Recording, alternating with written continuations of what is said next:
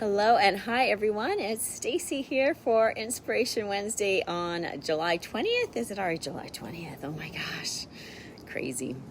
How are you all today? I want to say thank you. I really appreciate Sherry and Rick who stepped in for me last week while I did a memorial service for a family. So I really appreciate their last minute stepping in there for me. And I know it was so fun and fantastic. And gosh, how are you all doing today on this afternoon? Here in Simi Valley where I live, it's supposed to be 91. So I came out here on this summer day to just enjoy the summer weather. I like the heat. I don't know. How about all of you? So today is the 100th episode. Can you believe that? That I have done. The 100th episode that I have done. So it's probably closer to the 104th or 105th episode, because I know at the very beginning Reverend Sherry stepped in a couple times, and now Sherry and Rick have stepped in a couple times for me. So, and I think we did another one or two where it was a repeat, or So anyway, it's my 100th episode of Inspiration Wednesday. So thanks for anyone who's been here for the whole time or most of the time. Hello, and I appreciate you. So, and thanks, Deborah. Yeah, congratulations. Thank you. Well, it's all because, I have to say, I'm just going to be totally honest and transparent here. There's times I think, oh my gosh, every week this is a challenge. Do I want to keep doing this?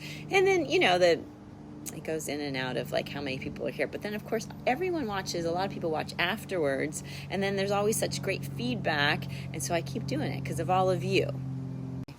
Oh, there it goes. Okay, I think I'm back. Sorry, everyone. Suddenly my Wi-Fi went out. Hopefully you're all back here. Okay. Anyway, the point being, I keep doing this because of all of you and your feedback. And I know you enjoy it. And I enjoy it too. It's just sometimes I think, what else do I have to add to it all? So today, 100. So here's what I'm going to start with. And how am I? Hi, Bob. And I am doing great. I've spent the last 4 or 5 days with family. We had a big family friends party on Saturday for our boys for their graduations. And I was at Disney the last 2 days. So I'm tired. I'm real tired doing 2 days of Disneyland and California Adventure. But I'm feeling good now. I'm feeling good. I'm here. Just a little tired. Okay, so the 100th episode. So in honor of the 100th episode, here's what I thought I would share. Fun facts about the number 100, just to get us started. And then I'll get into my real topic for today. So 100, the number 100. There are 100 years in a century. Of course, we know that. That's an easy one. Thought I'd throw it out there. On the Celsius scale, 100 degrees is the boiling point of water. There are 100 yards in American football. You football fans know that. 100 is a perfect square number and square root of the number 10. That's right. 100 is the basis of percentages. Percent. Did you know this? I probably knew this at one point in time. But percent means per 100 in Latin. Didn't know it. Or I'd forgotten it. So 100% being a full amount. There are 100 pennies in a dollar, of course. C is the Roman numeral for 100. C comes from the Latin word centrum. A person who lives to be 100 is called a what? Centenarian. The sum of the first 9 prime numbers is 100, and the sum of the first 10 odd numbers equals 100. Pretty cool. There are 100 letter tiles. Did you know this? 100 letter tiles in a Scrabble game. I had no idea. I don't like Scrabble. Anyone like Scrabble? I mean, people who like Scrabble are like huge Scrabble, like diehards, aren't they? Okay, the record number of points scored, here's interesting, in one NBA game by a single player was 100 points. And do you know who did it? Wilt Chamberlain of the Philadelphia Warriors on March 2nd, 1962. There are 100. Ooh, this is interesting. Okay, my 2 days at Disneyland. This is right here. There are 100 sweat glands in 1 square inch of skin. It was hot out there in Anaheim. You cannot ask for pay for about 2 days for... I know I can't, Bob. 2 days at Disneyland. No, it was great. And I had a small one with me, my nephew who's 4. So it made it all the much more like beautiful and enjoyable. Okay, my last little 100 fact here. A Google is the number 1, followed by 100 zeros. I remember hearing that one time too, but I've forgotten.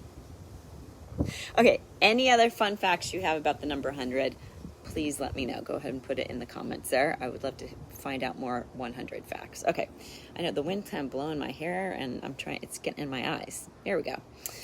Okay, so today I thought I would share this idea. Here's what's coming to me. Once again, because I know I shared it on a Sunday a couple weeks ago, but it's this idea that 2 opposing feelings or thoughts can be true at the same time. So here's from the author F. Scott Fitzgerald. He said, the test of a first-rate intelligence is the ability to hold 2 opposing ideas in the mind at the same time and still retain the ability to function. So it's that functioning part. But I think in our culture, at least in our society, it feels like we have very black and white thinking, right? It has to be either I'm sad or I'm happy, or I hate you or I love you, or I'm frustrated or I'm at peace. And that's just not true. Actually, both can be true at the same time. In fact, here's from Psychology Today. It says, however paradoxical it is, such experiences are universal. So you're not alone whenever you're in a situation or have feelings about a certain situation or person, and you're feeling two opposing feelings or thoughts at that same time. It said, we've all found ourselves in those push-pull situations, those push-pull of feelings. So we can also call that the bittersweetness of life, I think. So I was thinking of some examples, because here's over the last week, just the last week alone for me, and maybe you can put some examples here in the comments too of when you have felt, those 2 opposing feelings at the same time about a situation. So in the last week, I know I mentioned I did a memorial service, and it was for a family where, about 5 years ago, the mother who made her transition, they'd lost communication with her due to Alzheimer's. And yet, so they felt like they'd already lost her, and that she, there was already a death there. And yet when the actual death came, there was these opposing feelings of,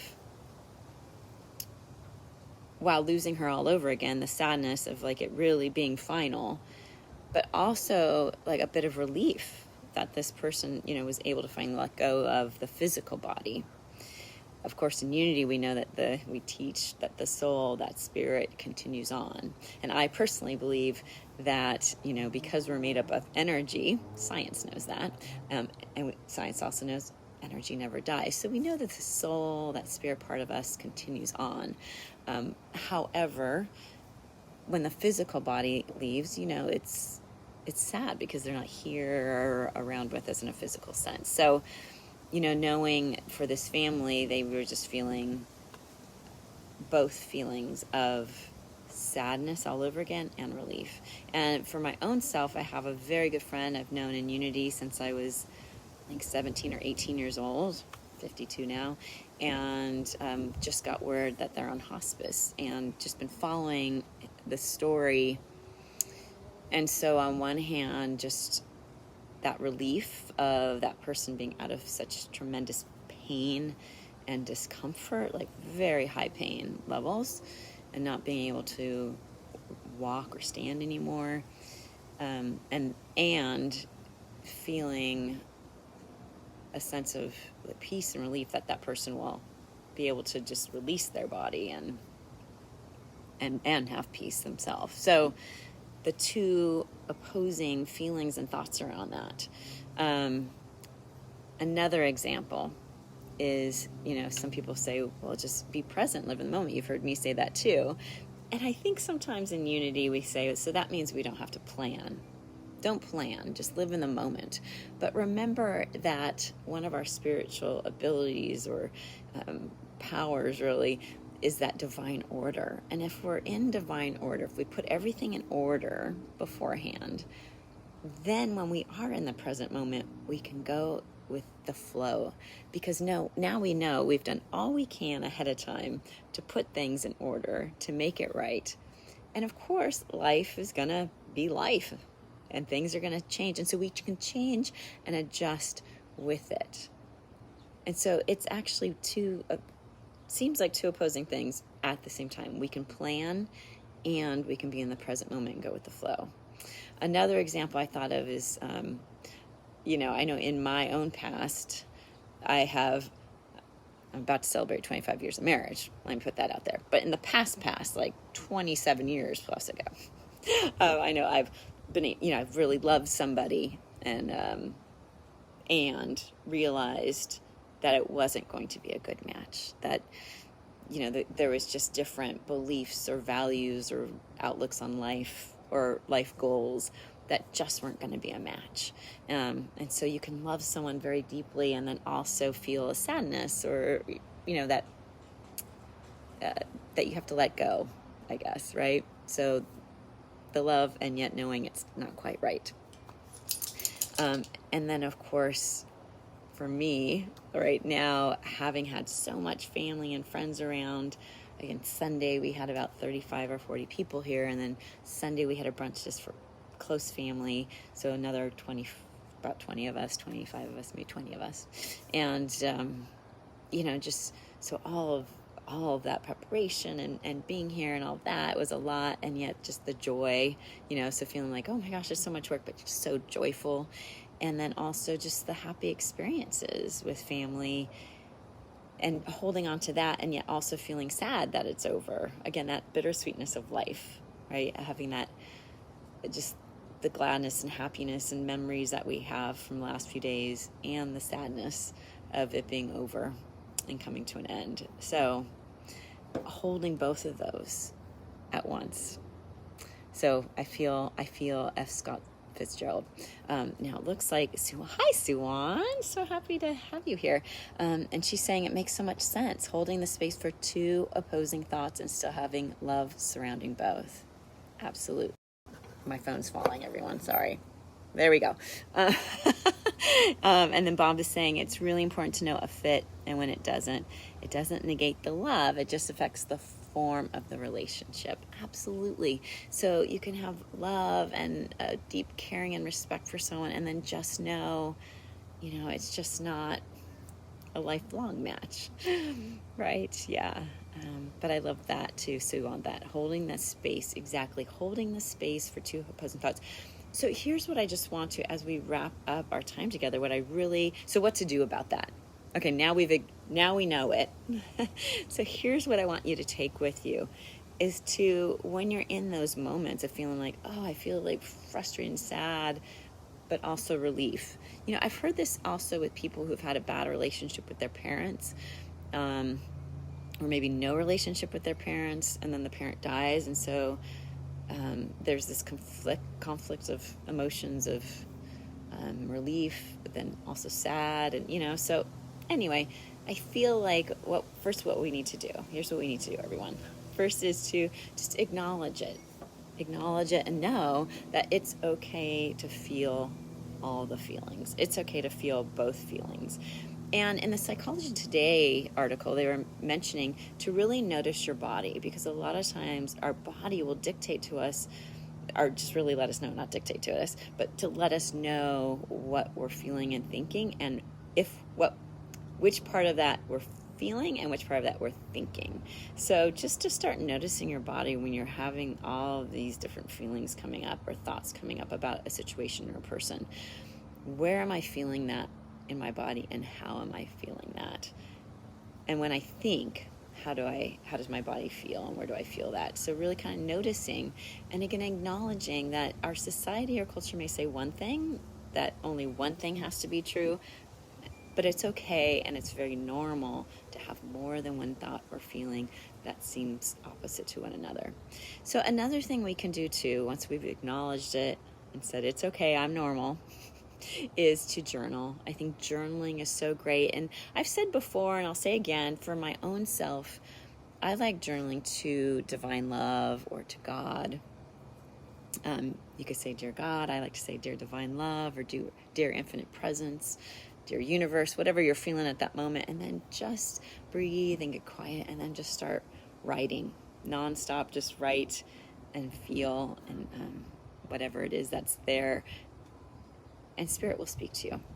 Your higher power, your higher self will speak to you too in that. And so, ooh, things are flying away now, folks. Okay, the next thing would be to breathe, maybe to take time in meditation when you're feeling all the feelings.